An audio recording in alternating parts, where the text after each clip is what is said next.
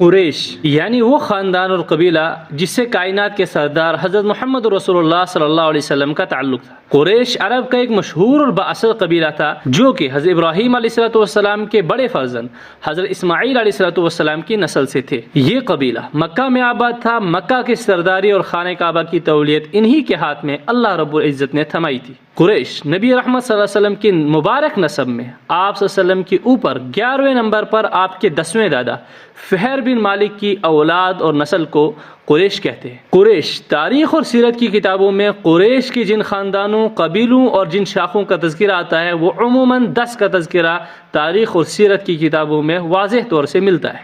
اس کے علاوہ بھی چند قبائل کا تذکرہ ملتا ہے، لیکن وہ شاخیں ہیں جو ایک قبیلے کی آگے شاخیں تھیں، ان کا ذکر کسی نے ملا کر 12 اور 14 کا ذکر بھی کیا ہے، لیکن عموماً 10 کا ذکر ہوتا ہے۔ ان میں سے بنو ہاشم، بنو عبد الشمس، بنو نوفل، بنو مطلب، بنو امیہ، بنو مخزوم، بنو تمیم، بنو عدی، بنو زہرہ اور بنو جمح، ان میں سے ہر ایک خاندان کی الگ الگ صفات اور الگ الگ کارنامے